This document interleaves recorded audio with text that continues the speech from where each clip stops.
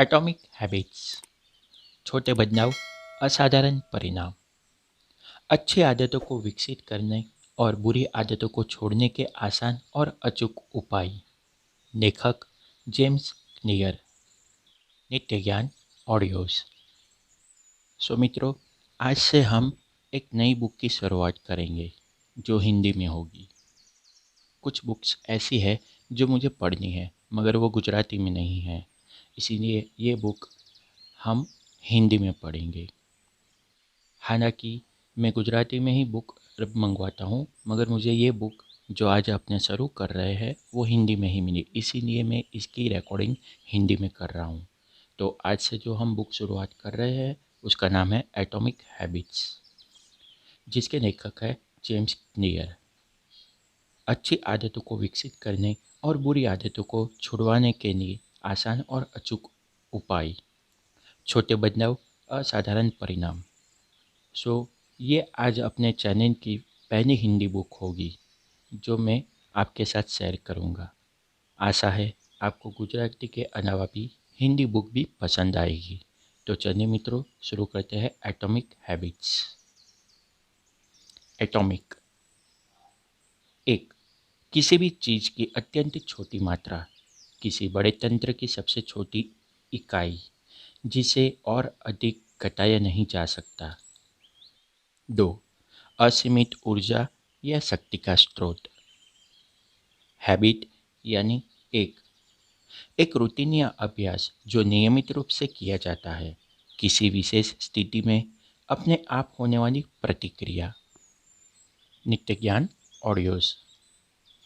परिचय। मेरी कहानी। हाई स्कूल में द्वितीय वर्ष के अंतिम दिन की बात है।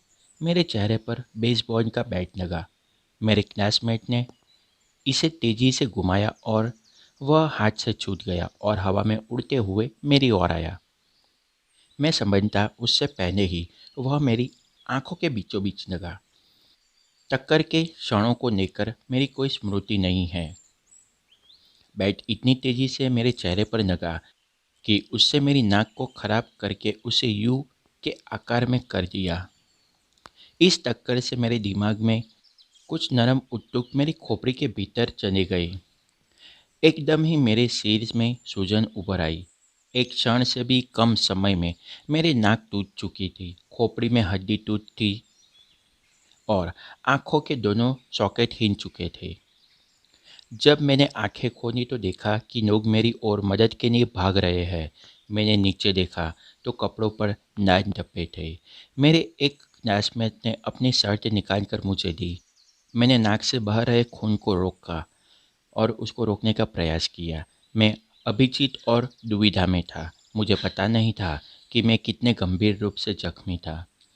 मेरे टीचर ने अपनी भुजा मेरे कंधे के नीचे रखी और हमने दूर नर्स के रूम तक चलना शुरू किया। पूरे मैदान को पार करके हम पहाड़ी के नीचे नर्स के ऑफिस के लिए वापस कूद लौटे। उनके हाथों ने सीधा रखने के लिए मुझे सहारा दिया। हम धीरे धीरे वहाँ गए। किसी ने महसूस नहीं किया कि हर मिनट कीमती था। जब हम नर्स के कमरे में आए तो नर्स ने मुझे कई सवाल पूछे। कौन सा वर्ष चल रहा है? मेरा जवाब था 1998, जबकि वह 2002 का था। अमेरिका के राष्ट्रपति कौन है? मैंने कहा बिल क्लिंटन, जबकि सही उत्तर था जॉर्ज बुश। अपनी माँ का नाम क्या है? ओह, मैं अचकचा गया। इसमें 10 सेकंड निकल चुके थे।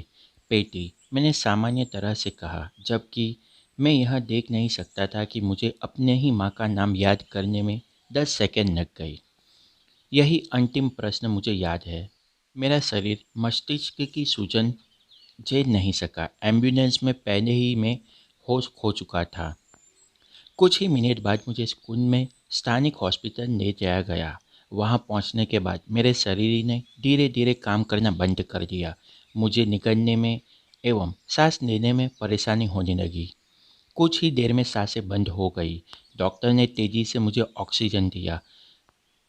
उन लोगों ने यह भी फैसला लिया कि स्थानीय हॉस्पिटल में मेरे मामले को देखने के लिए सुसज्जित नहीं है और उन्होंने हेलीकॉप्टर बुलाकर मुझे सिनसिनाटी के बड़े अस्पताल में ले जाने का आदेश दिया।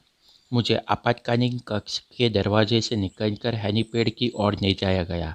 एक नर्स ने मुझे आगे की ओर धकेला तो स्ट्रेचर ऊबड़-खाबड़ रास्ते पर हिलता-डुलता हुआ आगे चल रहा था।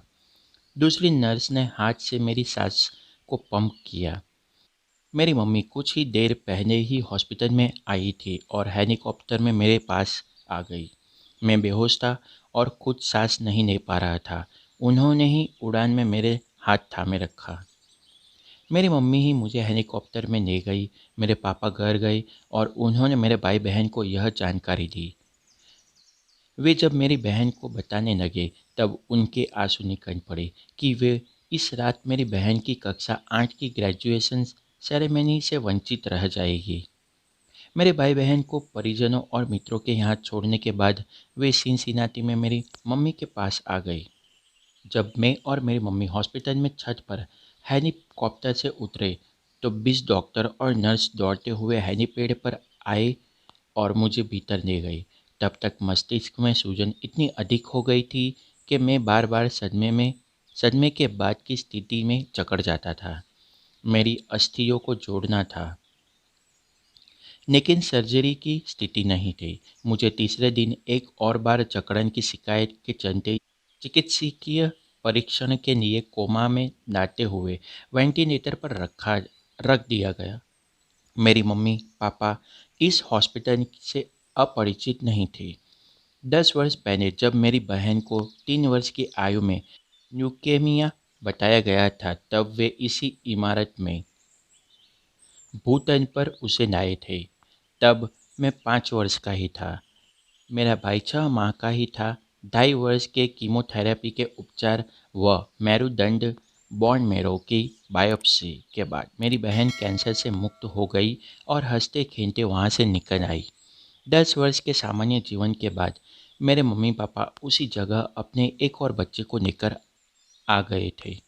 जब मैं कोमा में चला गया तब हॉस्पिटल ने एक पादरी और एक सामाजिक कार्यकर्ता को मेरे मम्मी पापा की मदद के लिए भेजा। यह वही पादरी था जो 10 वर्ष पूर्व मेरी बहन के भर्ती होने के समय आया था। दिन ढल कर रात हो चुकी थी। मुझे कई मशीनें जीवित रख रही थी। मेरे मम्मी पापा हॉस्पिटल के गद्दों पर कुछ पल के लिए सो जाते थे और थकान के चलते लेट जाते थे, लेकिन चिंता के मारे फिर उठ जाते थे। मेरी मम्मी ने मुझे बाद में बताया, यह मेरे जीवन की सबसे खराब रात थी। मेरी सेहत में सुधार होने लगा। मुझ पर ईश्वरीय कृपा हुई और अगले ही दिन सुबह मेरी सांसें लौटी। तब डॉक्टर ने राहत दी और मुझे कोमा से बाहर निकाल दिया। अंततः जब मुझे होश आया तो मैंने देखा कि मेरे सूंघने की शक्ति नहीं रही। तब एक नर्स ने परीक्षण के दौरान मुझसे कहा कि सेब के रस के बॉक्स में जोर से सूंघिए। ऐसा करने से मेरी गंध लेने की शक्ति लौट आई। लेकिन तब सब चकित रह गए कि जैसे ही मैंने सांसें लेकर खींची तो मेरी आंखों के सॉकेट के फ्रैक्चर में तेजी से हवा पहुंचने से मेरी बाई आंख बाहर आ गई। आंखों का गोल भाग किसी सॉकेट से फूट कर बाहर आ गया था, जिससे खतरनाक ढंग से पलकों और मेरे मस्तिष्क में जुड़ी ऑप्टिक तंत्रिका ने पकड़ रखा था। तब नेत्र विशेषज्ञ ने कहा कि जैसे ही मैं धीरे से सांस छोड़ूंगा तो आंखें वापस अपनी अवस्था में आ जाएगी, लेकिन यह कह नहीं सकते कि इसमें कितना समय लग जाएगा। हफ्ते के बाद मेरी शल्य क्रिया होनी थी, जिससे मुझे ठीक होने में कुछ और समय लग जाता। मैं ऐसा लग रहा था मानो बॉक्सिंग के मैच से गलत स्थान पर खड़ा हूँ। हम घर लौट आए और मेरी नाक तब तक भी टूटी हुई थी। चेहरे पर करीबी आधा दर्जन अस्थियाँ टूटी थी और बाई आंख फूली हुई थी। बाद के महीने बहुत कठिन थे। मुझे लगने लगा था कि मेरे जीवन में सब कुछ थम गया है। हफ्तों तक मुझे सब कुछ तो दिखाई दे रहा था, मैं सीधी नहीं देख पाता था। 1 माह से अधिक समय लगा, लेकिन मेरी आंख धीरे धीरे ठीक हो गई। मेरे देखने की समस्या को ठीक होने में 8 माह लग गए। तब मैं कार चला सका। शारीरिक उपचार में मुझसे बुनियादी एक्सरसाइज करवाई गई, जैसे सीधे लकीर पर चलना। मैं दृढ़ था कि मेरी चोट मुझे अस्वाद में न भर दे। लेकिन कुछ ही पल थे जिसमें मैं निराश होता था, जबकि कुछ में उत्साह से भर जाता था। एक वर्ष बाद जब मैं बेसबॉल के मैदान पर लौटा, तो यह जानकर मुझे पीड़ा हुई कि कितनी और मेहनत अभी मुझे करनी होगी। यह खेल मेरे जीवन का प्रमुख हिस्सा रहा था। मेरे पापा ने सेंट लुइस कार्डिनल के लिए माइनर लीग्स बेसबॉल खेला था। मेरा भी सपना इसे पेशेवर तरीके से खेलने का था। महीनों के पुनर्वास के पश्चात मेरी सबसे अधिक इच्छा मैदान पर लौटने की ही थी। लेकिन बेसबॉल में मेरी वापसी आसान नहीं थी। जब सीज़न शुरू हुआ तो मैं एकमात्र जूनियर था जिसे यूनिवर्सिटी की बेसबॉल टीम से हटा दिया गया था। मुझे हाई स्कूल के द्वितीय वर्ष की टीम में के साथ खेलने के लिए जूनियर यूनिवर्सिटी में भेजा गया। मैं 4 वर्ष की उम्र से खेल रहा था और एक ऐसा व्यक्ति जिसने अपना पूरा समय और प्रयास किसी खेल में लगाया हो, उसे इस तरह से अलग करना अपमानजनक था। मुझे आज भी वह दिन अच्छी तरह से याद है जब यह हुआ था। मैं अपनी कार में बैठकर रोने लगा और रेडियो को किसी अच्छे गाने के लिए ट्यून करने लगा जो मुझे बेहतर महसूस करा सके।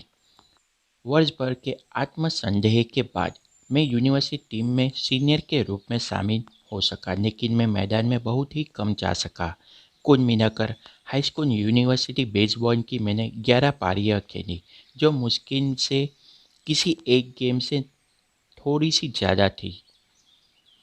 हाई स्कूल में मेरे खराब करियर के बाद भी मैं यह विश्वास कर रहा था कि मैं एक महान खिलाड़ी बन सकता हूँ। मैं जानता था कि यदि हालत सुधारना है तो इसके लिए मुझे ही कोशिश करनी होगी।